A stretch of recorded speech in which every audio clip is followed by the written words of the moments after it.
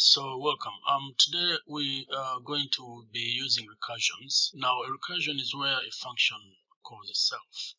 So for this case, we want to find the y value. We are programming using Python. We're also embedding a little bit of mathematics. So we know the value of x is, what is the value of y if y squared plus x equals 8, okay? So that's what the program does. Now, if x is 4, what is y squared plus 4x equals 25? Now, 4 times 4 is 16, so 25 minus 16, that would be a 9, okay? So y should be a 3. I press enter, says correct, and then it refreshes. Then x is 5. What is the value of y if y squared plus 4x equals 29? So 5 times 4, that is 20. So we're left with a 9, yeah? Because then this 20 goes over 29 minus 20, leaving a 9, and the answer would be a 3. Now, obviously, I'm not teaching math here, so I'm only showing you how to embed math into your programming. So x is 1, and 4x is 4. 20 minus 4 is 16. So the answer here should be 4. But suppose we write the wrong answer, say we write 5. It says wrong, y was 4, okay? Like that. So that's what we're going to learn for today, okay? So let's go ahead and start. We're going to stop that. We start now, okay? Okay, now we are going to need a few things, okay?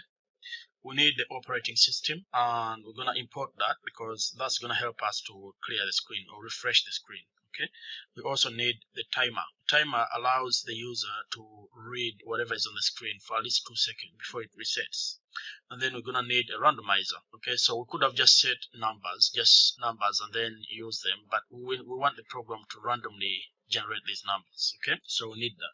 So now we say import the OS, time and random to help set and generate random numbers. Okay, so that's what it does. Okay, so we say import os time and random. So let's first of all define what clears the screen. Okay, let's get this out of the way. Yeah, so define. We're gonna make a new function. We're gonna call it refresh. Now that's a good name for it. Okay, because then as a programmer you need names for things that remind you of what they are supposed to be doing. Okay, so this function is supposed to be refreshing the screen. First thing it's gonna do is to set the time. Okay, time dot sleep. It's gonna sleep for 2 seconds. Okay, that's enough time for someone to read whatever is on the screen. It's not much anyway. Okay, then operating system dot system. Then what does this do? It clears the screen. That's what this function does. Okay, so I'm gonna leave a comment here and say this function, after allowing the user to read whatever is on it for at least, after allowing the user 2 seconds, yeah, to read whatever is on it. Okay, yeah, makes sense to me. So now that function, that's what it does. Okay, so let's minimize that. We don't need it now. The other thing we're gonna do is to now set these values. Okay, we need a function that is gonna set the value of x and the value of y, and then it's gonna pick some 2 random numbers. Okay, and then it's gonna ask a question. Okay, now here's how we do it. Okay, define. Okay, let's call it find. Okay, let's find x and y. Yeah, set. Find x and y set. Okay, yeah, and then indent it, and then we're gonna initialize these values. Okay, we're gonna initialize let's say number. Okay, then y, and then we initialize another one called number 2. Yep, 2 numbers, the x value and the y value. These are going to be, now here's where the random function comes in, this randomizer. Okay, here's where it starts. Okay, so you can say random.randint, the number is going to pick from from, let's say, from 1 to 5. Let's make it all the values of number x and y to be 1 to 5, and then we make number 2 to be, let's say, 2 to 90. Okay, so let's copy this, and then we're gonna copy that and we're gonna make this from 2 to 9 on 90. Okay, so obviously you want the final number here to be bigger than all these. Those are their initial values. Okay, because remember, this function will be called later on. It's gonna be repeating itself in case the condition is not met. And what is the condition? Let's set the condition now. Okay, so first of all, let's put the comment here: x, y, number 2 values. What I mean by initial values is that the values they start with, okay, when the program is running, and then number 2 could be 80 or 70 or whatever. Yeah. Now, if you don't do that and you use them later on, program is going to ask, well, these numbers or these variables you're using don't have an initial value. They don't have a starting figure. It's going to be confused. Okay. Now, so that's where we are at the moment. Okay. Now, what next? Now the condition. Okay. If this is not going to happen, then what happens? Okay. Let's put that and then put our condition this side. Okay, yeah, if not, y times y, okay, plus number. Now remember, that's why I started off by showing you how the program runs. Okay, remember, it's y squared plus a number, then times x, okay, then equals a certain result. All right, so that's why we're saying if y times y plus number, okay, times, okay. Now this number here, we're gonna put it in brackets, okay. We're gonna put this in brackets so it's independent.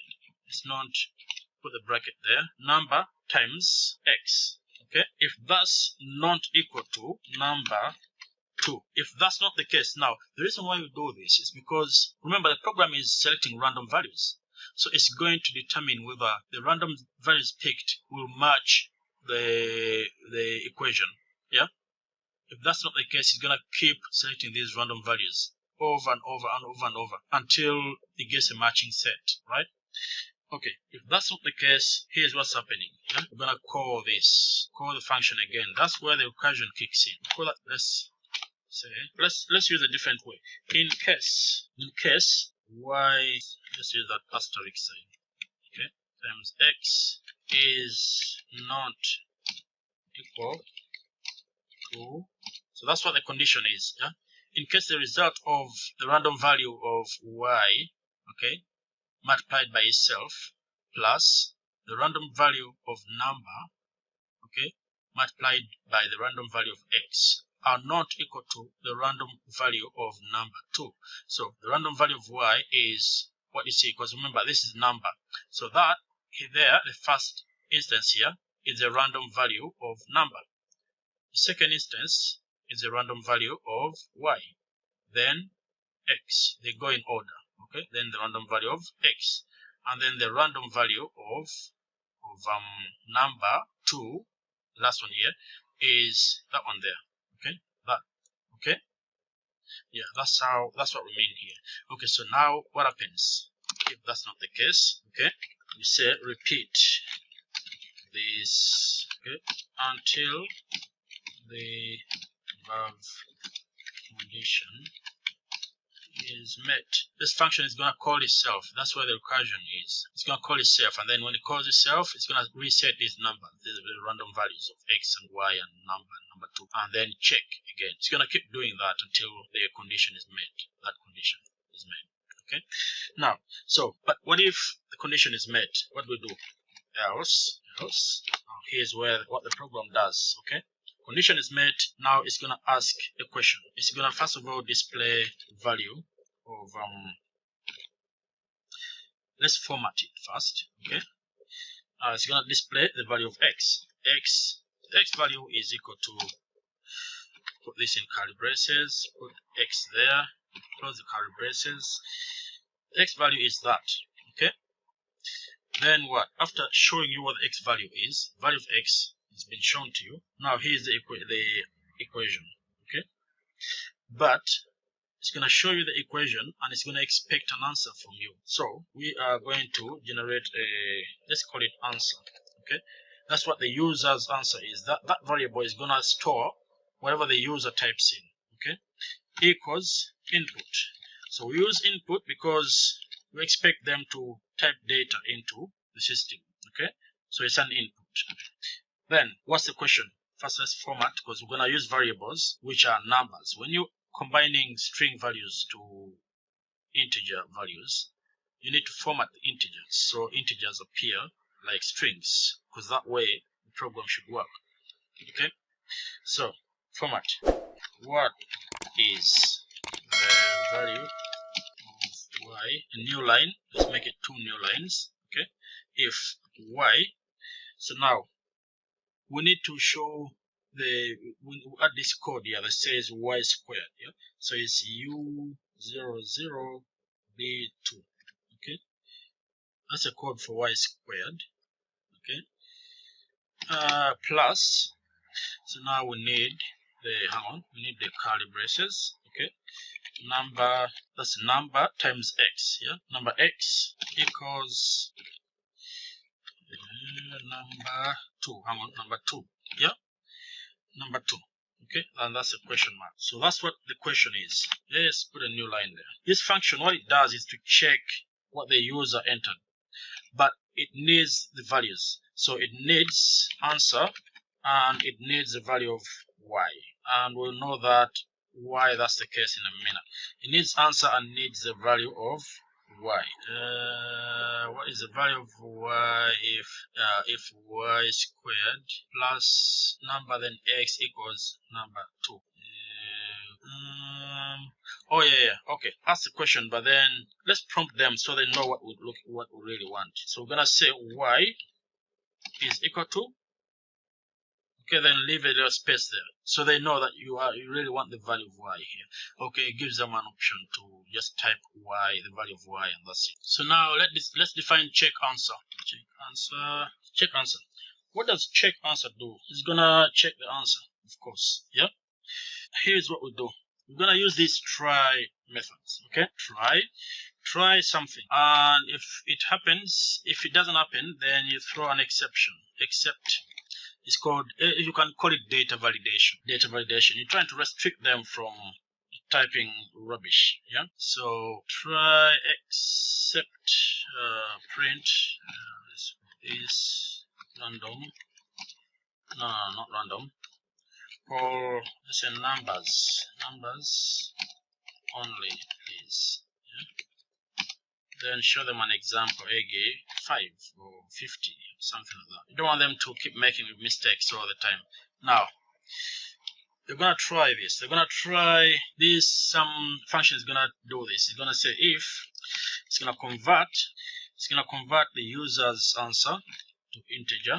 Okay, if the user's answer can be converted to integer. That's what I mean, yeah?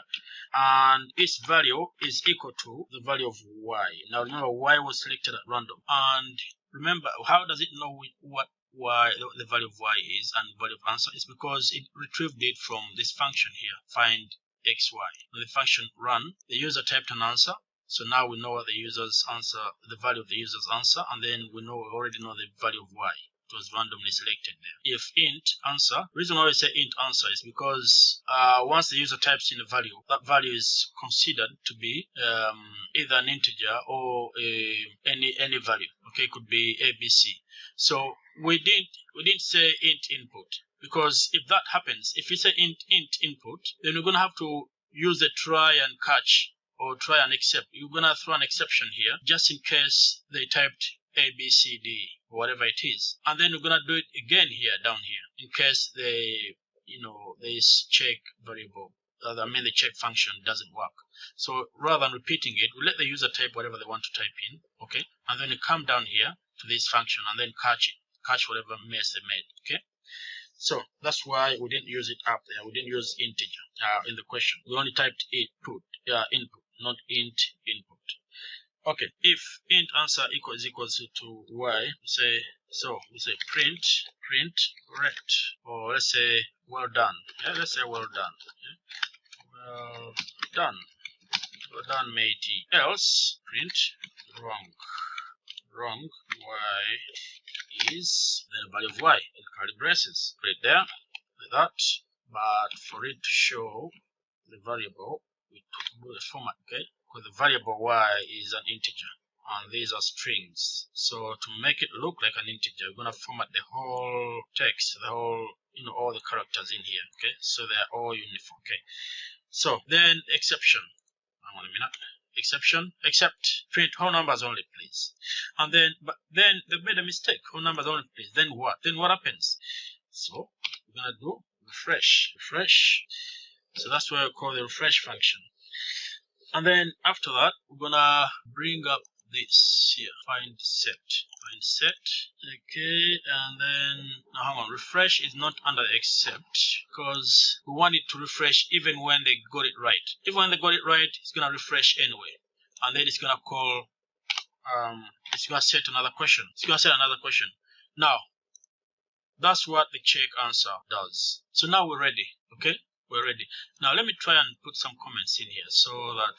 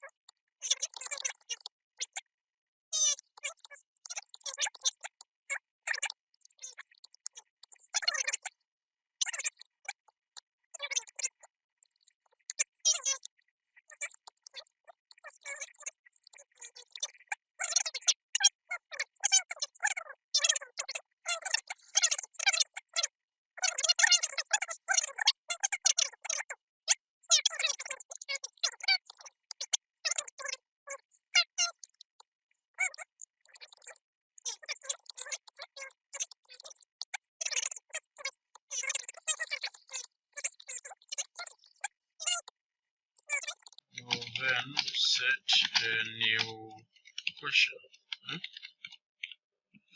Where's my spelling? Okay, program sets a new question. So that's what's happening in check answer. Okay, so now we'll try to define everything here. Okay, and as you can see here, refreshes the screen.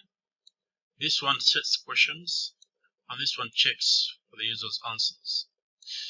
Now, while she's checking the user's answer, if the answer is right or wrong, it's still gonna call this function back. So it sets another question. Okay, and what this function does is to keep setting random values to x, y, number, and number 2, and then checking if those values fit in the equation. If they don't, it's gonna refresh and find another set of random values. And the equation is such that y squared plus 2x or 3x or 5x, whatever number it is, equals a certain answer. Yeah. So now that's what's happening. But this doesn't run the program. The only thing that's going to start the program is when you actually start it with this function. Yeah. Find x. So that's it. That's our. Let's first of all remove those gaps. This is our code for the game. Yeah. That's our code for the game, as you see there. Yeah. So yes, I hope you enjoyed my little tutorial. I know it's a bit longer than I expected, but if you play it, let's test and see. X is equal to 5. What is the value of y if y squared plus 3x is 40? 3x is 15, so 40 minus 15 is 25. Yeah, so the value of y will be 5. Because of course y squared is equal to 25, and then the square root of y squared is y, and the square root of 25 is 5.